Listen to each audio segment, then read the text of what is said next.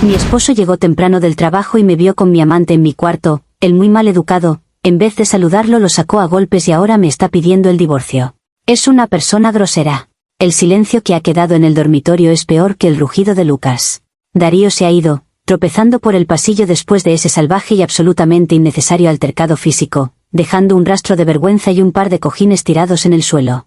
Yo estoy sentada al borde de la cama, y no puedo dejar de temblar. No por el miedo a las consecuencias de mi pequeña, necesaria transgresión, sino por el shock absoluto que me ha causado la falta de decoro de mi esposo, Lucas.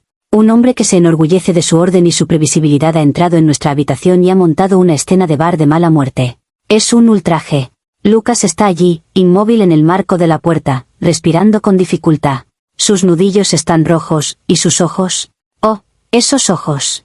Me miran con un drama tan exagerado que me da náuseas. Él espera lágrimas, súplicas, una confesión de culpa. Pero lo que obtiene de mí es un juicio helado. Lo que realmente me ofende no es que haya descubierto la situación, eso, en el fondo, era inevitable dada la rigidez de nuestra vida. Lo que me ofende es la manera en que lo hizo. ¿Dónde quedó la civilidad? ¿Dónde estaba el diálogo adulto? Él finalmente habló, y su voz era baja, pero cargada de esa manipulación pasivo-agresiva que siempre usó. Clara, ¿qué has hecho? Y yo le respondí con la verdad innegable. Lo que tú hiciste es más grave, Lucas. Has usado la violencia en nuestro hogar. Te has comportado como un animal, sin una pizca de respeto. ¿Dónde están tus modales? Él se quedó mudo. No podía refutarlo, porque era cierto. La infidelidad, al fin y al cabo, es un asunto emocional, la violencia es un acto de carácter. Y luego vino el golpe final de su grosería. Se enderezó y, con esa compostura calculada que siempre me asfixió, me dijo que me quería fuera de su vida, que quería el divorcio. El divorcio. Después de toda la dedicación que le di a su aburrida vida, después de ser la única fuente de luz en este mausoleo de buen gusto que llamamos hogar, él me despacha por una trivialidad emocional, y lo hace justo después de avergonzarme y de avergonzar a un invitado. No es justo. Él está usando este momento para castigarme por mi infelicidad. Su reacción no es la de un hombre herido, sino la de un propietario enfadado porque su posesión se ha estropeado. Esta es la prueba que siempre necesité. Lucas, mi santo paciente, siempre fue un monstruo de control latente, y mi pequeña aventura con Darío, un hombre que me prometía espontaneidad y riesgo, era simplemente una respuesta forzada a su dictadura emocional.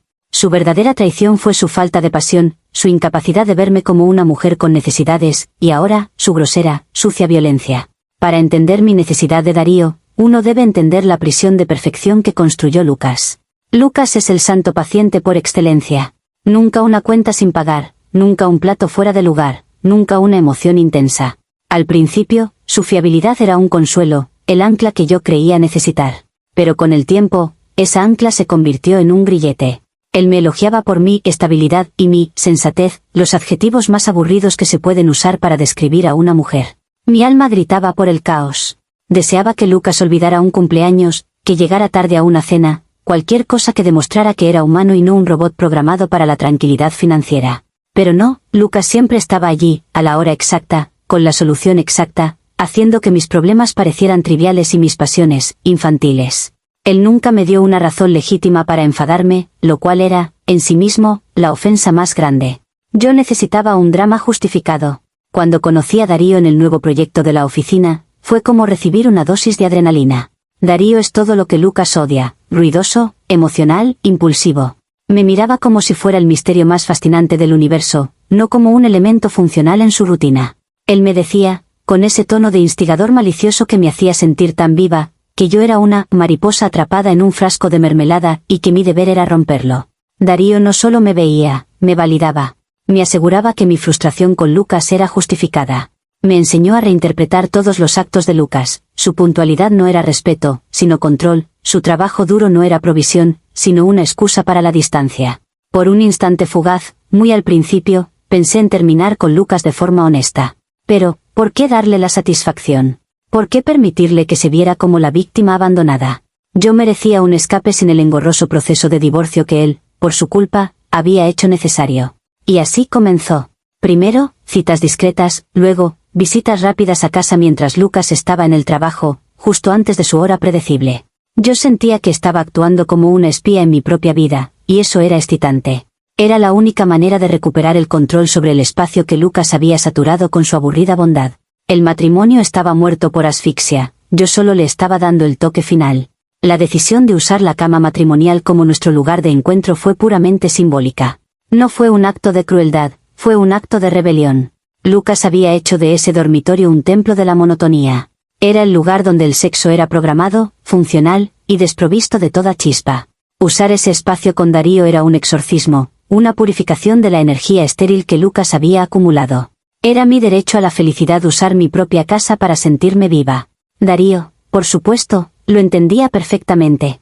Nos reímos de la previsibilidad de Lucas. Darío me recordaba constantemente, Lucas nunca va a cambiar su horario. Está programado como un reloj suizo. Somos completamente seguros aquí. Y yo le creía, porque Lucas nunca había fallado. Su inquebrantable puntualidad era la base de mi coartada, la garantía de mi libertad. Era la única persona en la vida que podías cronometrar al minuto. El día del incidente, Darío había llegado a las 3 de la tarde, la hora perfecta, 2 horas antes de que Lucas terminara su jornada laboral a las 5 de la tarde. Recuerdo la luz dorada entrando por la ventana, el aire acondicionado al máximo, el olor del café que habíamos preparado. Me sentía tan liberada, tan completamente vista. Estaba hablando con Darío sobre lo increíblemente superficial que era la preocupación de Lucas por las apariencias, y él me estaba dando la razón, asegurando que yo era una heroína por desafiar esa falsa moralidad. Hubo un momento de claridad, un microsegundo en el que mi mente susurró, esto está mal. Estás usando la cama que él pagó. Rápidamente aplasté esa voz. No, Lucas me pagó con dinero, pero me robó mi juventud. Esta casa era mía también, y yo estaba simplemente redecorando el espacio con la pasión que él se negó a proveer. Era una compensación, no un crimen. Mi error era no haberlo hecho antes. Me sentía poderosa. Estaba allí, en el corazón de mi vida conyugal, desafiando todas las reglas que Lucas me había impuesto con su bondad opresiva. Era un acto de liberación, y la adrenalina que sentía no provenía del secreto, sino de la justa indignación que se manifestaba en esa acción. La cama se sentía mía por primera vez en años, y Darío era la llave de esa nueva sensación de pertenencia. Y entonces, el caos. Fue el sonido más ridículo, un portazo que no encajaba con el ritual de Lucas. Él siempre cerraba la puerta de forma suave, metódica. Este fue un golpe seco, ruidoso, seguido por el sonido de sus llaves cayendo al suelo. Mi primera reacción fue la incredulidad. Lucas llegaba exactamente a las 5:15 de la tarde, ni un minuto antes. Era el hombre que se había jactado de su consistencia durante 10 años. Nos vestimos a toda prisa, mi corazón martilleando, y el pánico no era por mi culpa, sino por la vergüenza de ser sorprendida de esa manera tan desordenada. En mi mente, Darío y yo íbamos a estar perfectamente compuestos para cuando él llegara. Queríamos la emoción, no la torpeza. Cuando Lucas apareció en el umbral, su rostro no era de dolor, sino de furia, una expresión que nunca le había visto, y que, francamente, me demostraba que siempre había sido inestable bajo esa fachada. No hubo un saludo cortés. No hubo un, disculpa, regresé temprano. No. El muy grosero, en lugar de preguntar si había ocurrido algo grave para que estuviera en casa a esa hora inusual, solo fijó su mirada en Darío. La forma en que nos encontró no le daba el derecho de suspender la civilidad. Podría habernos preguntado qué pasaba, haberme preguntado si Darío era un invitado de trabajo. Pero no. En un instante bárbaro, Lucas se abalanzó sobre Darío. Darío es mucho más flaco y menos atlético que Lucas, y fue una pelea ridícula e indigna. Yo grité, no para detener la violencia, que era su responsabilidad, no mía, sino por el espectáculo y el ruido. Lucas, el hombre que criticaba a la gente por hablar demasiado alto en los restaurantes, estaba allí, gritando y empujando a un hombre fuera de su propia casa. Fue un acto de terrorismo emocional que superó cualquier error que yo pudiera haber cometido. Darío se fue humillado, y Lucas se quedó allí, transformado en un extraño. Su llegada inesperada no fue mala suerte, fue la prueba de que él había estado fingiendo. Él siempre tuvo esta rabia en él, y yo, al forzarlo a confrontar la verdad, simplemente rompí la presa de su inestabilidad. Su reacción fue desproporcionada, grosera y, lo más importante, completamente fuera de lugar para un hombre de su supuesta clase. Esta confrontación me devolvió al presente, y ahora veo el panorama completo. Mi escape era necesario. Ahora, en la calma forzada que ha quedado, Lucas ha abandonado la habitación y estoy sola para procesar el daño. Mi narrativa está consolidada. Yo no soy la traidora, soy la mujer que fue víctima de la inestabilidad latente de su esposo. Su regreso temprano no fue accidental, fue una trampa, una manifestación de su control neurótico. Y su reacción violenta es el argumento final. El hombre que se describe a sí mismo como respetuoso es, de hecho, un bárbaro. Estoy furiosa porque él me ha pedido el divorcio. Esto es la culminación de su control. Él quiere castigarme por mi humanidad y mi necesidad de pasión, y lo hace de la manera más cruel posible, desmantelando la vida que él mismo había hecho insoportable. Le diré a mi abogado que no puedo permanecer cerca de un hombre tan volátil y tan grosero. Su acto de violencia, no mi búsqueda de afecto, es el crimen que debe ser castigado. Darío me ha enviado un mensaje de texto. Está magullado, pero su principal preocupación es si Lucas va a presentar cargos. Le respondí con un tono de apoyo y lo aseguré que Lucas es demasiado cobarde y obsesionado con su reputación para involucrar a la policía. Le conté que Lucas había sido tan grosero como para pedirme el divorcio, y Darío me contestó, claro, ese es el verdadero Lucas. Nunca te mereció. Justificación recibida y aceptada. Estoy preparada para la batalla legal. Le diré al juez que mi matrimonio terminó mucho antes, por la frialdad de Lucas, y que su explosión de ira y su falta de modales al agredir a un invitado en nuestro propio hogar me han dejado traumatizada. No fui infiel, fui una víctima que buscó consuelo, y el santo paciente se reveló como un psicópata violento cuando se sintió desafiado. La gente puede llamarme mentirosa o manipuladora, pero yo sé mi verdad. Mi error fue casarme con un hombre cuya previsibilidad era una máscara para la tiranía. Su grosería, al interrumpirnos y al usar la violencia es la prueba irrefutable de que él es el que no está apto para una relación civilizada. Que la sociedad me juzgue por buscar un beso apasionado. Yo lo juzgo a él por la violencia. Y, al final, la decisión de divorciarme, aunque la pronuncie él, es mía. Comentarios populares de Reddit, sobre la historia principal. Usuario, Anónimo 1. Tu capacidad para reinterpretar una traición monumental como un simple asunto emocional opacado por la grosería de tu esposo es digna de un estudio de caso. Tu esposo, Lucas, regresó a su propia casa, que tú habías convertido en un set de encuentro para tu aventura, y en lugar de disculparte por la humillación que le infligiste, le exiges modales. Estás utilizando su reacción visceral de dolor, rabia y humillación para justificar tu infidelidad. El santo paciente se convierte en un monstruo de control solo después de que lo confrontas con la verdad. Lo que realmente te molesta es que su violencia, que es condenable, te permite desviarte del hecho central. Tú violaste el acuerdo de tu matrimonio de forma planificada y despectiva. Respuesta de la OP.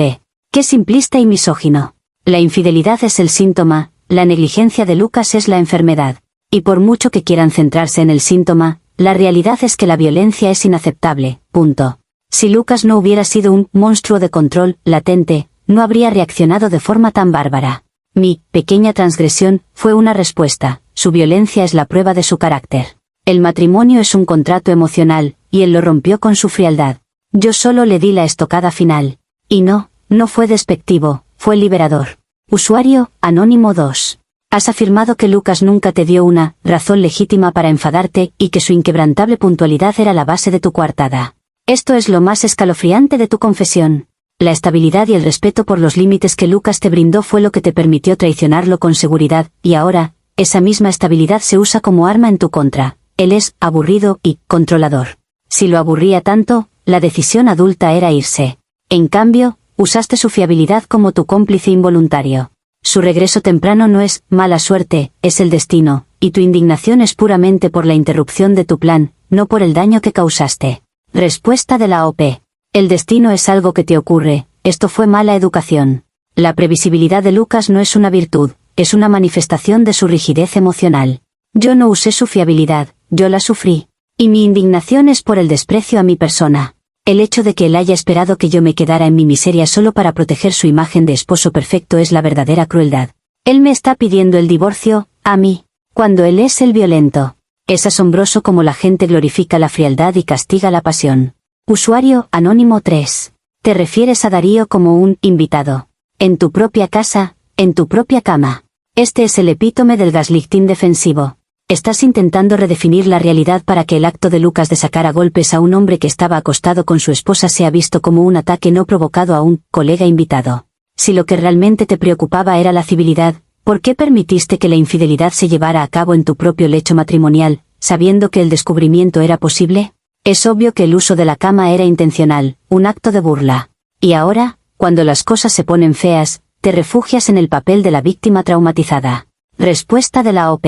Claro que era un invitado. Un invitado que me estaba ofreciendo el consuelo emocional que Lucas me negaba. Y sí, el uso de la habitación era simbólico, pero no por burla, era por reapropiación de un espacio que Lucas había desprovisto de vida. Y la civilidad no se suspende por una sorpresa desagradable. Mi esposo, por respeto a mí y a la casa, debería haber manejado esto con dignidad.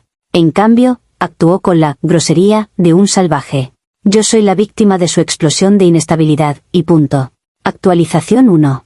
La reacción de la comunidad ha sido exactamente lo que esperaba, una turba moralista que exige mi penitencia mientras ignora la verdadera amenaza que Lucas representa. Siguen hablando de la traición, como si fuera un asesinato. Pero insisto, el problema es su grosería y su desequilibrio.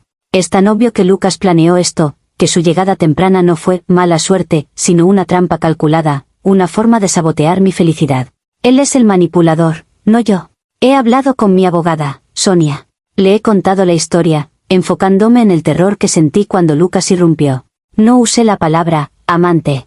Le dije que Darío era un colega de trabajo que me estaba ayudando con documentos urgentes, y que Lucas, presa de una crisis de celos patológicos, había montado un espectáculo violento. Sonia, que tiene un sentido de la justicia muy desarrollado, se mostró muy preocupada por la invasión violenta y el comportamiento volátil de Lucas.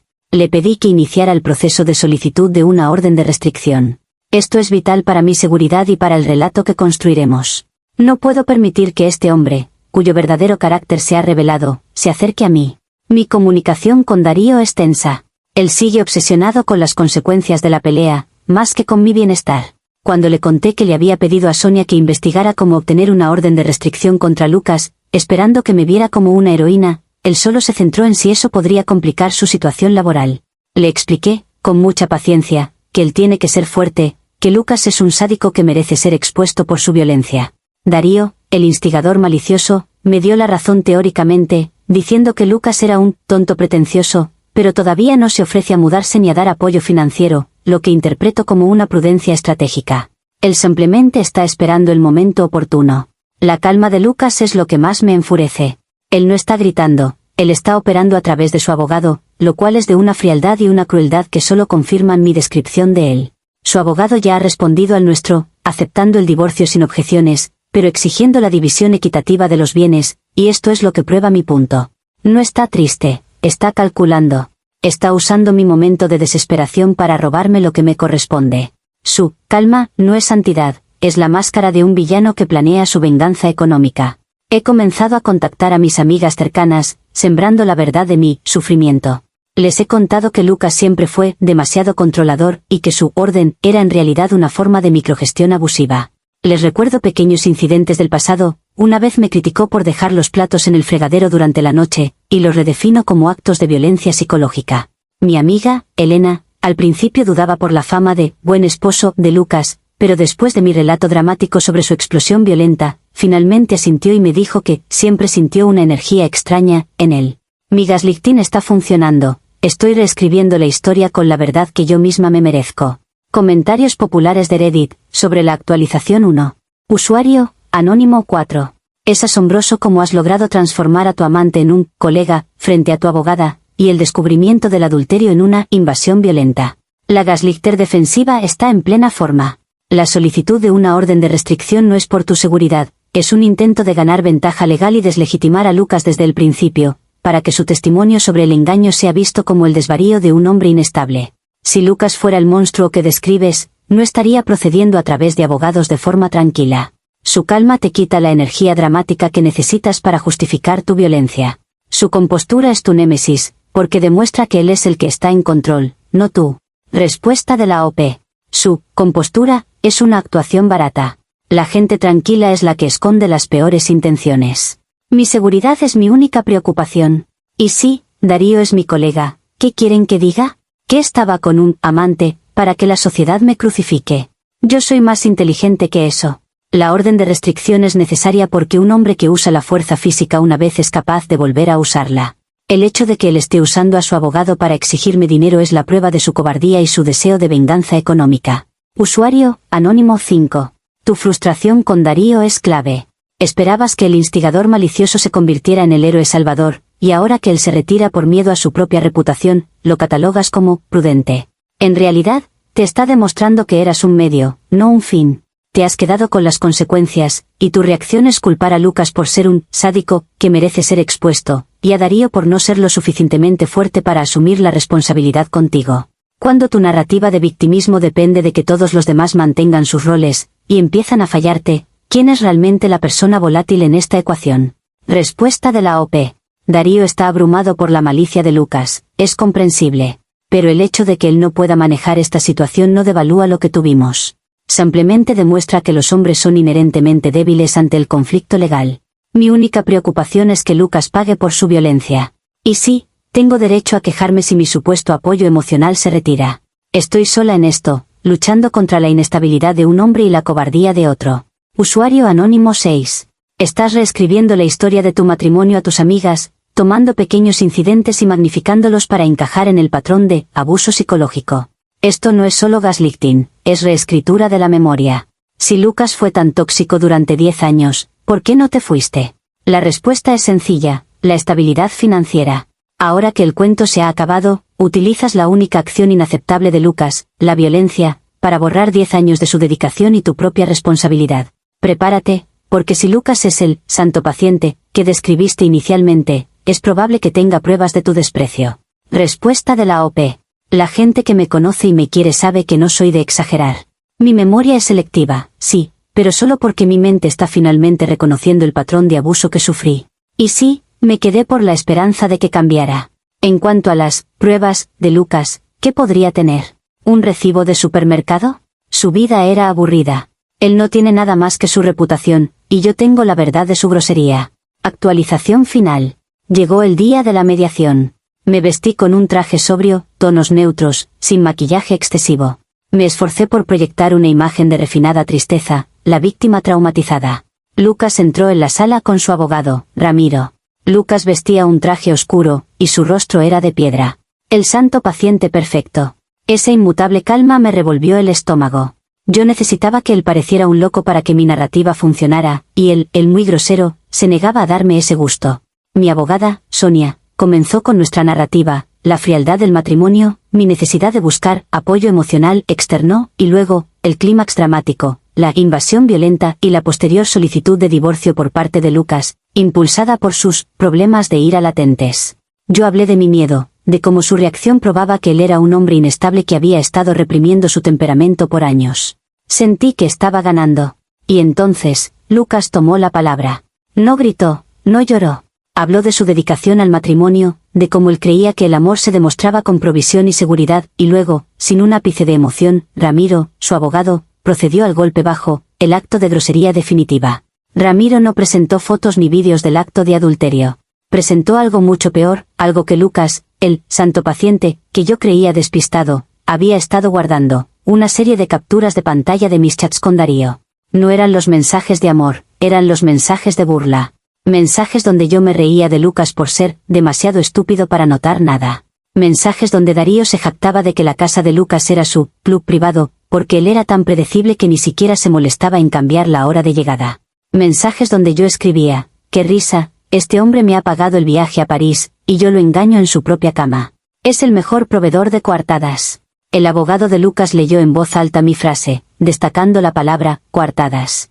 Mi corazón no se rompió, mi control se hizo añicos. Sonia, mi abogada, me miró con una expresión de absoluto horror y traición. Yo sentí que el aire se iba. No por la culpa, sino por la humillación de ser expuesta como la persona despreciativa que era. Lucas no solo se había defendido, había destruido mi narrativa de raíz. La violencia, el argumento que yo necesitaba, se convirtió en una simple reacción a la malicia demostrada en esos textos. Lucas no era inestable, era un hombre que había sido vilipendiado y se había defendido con astucia. Mi reacción fue de furia pura contra Lucas, no por mi engaño, sino por su espionaje. Me incliné hacia él y le susurré, lo suficientemente alto para que el mediador lo escuchara, eres un voyeur patológico y un manipulador cruel. Lucas no respondió. Solo me miró con una calma que ahora parecía no de paciencia, sino de victoria total. Perdí la mediación. Se me concedió una parte mínima de los bienes, y mi demanda por inestabilidad de Lucas se hizo añicos. Darío, al enterarse de que sus chats eran públicos, me bloqueó y desapareció. Estoy completamente sola. Pero sé la verdad, Lucas no fue grosero con la violencia, fue grosero con la prueba. Su verdadero crimen fue su metódica crueldad de guardar evidencia para destruirme, y eso lo convierte en el villano final de esta historia. Comentarios populares de Reddit, sobre la actualización final. Usuario, anónimo 7.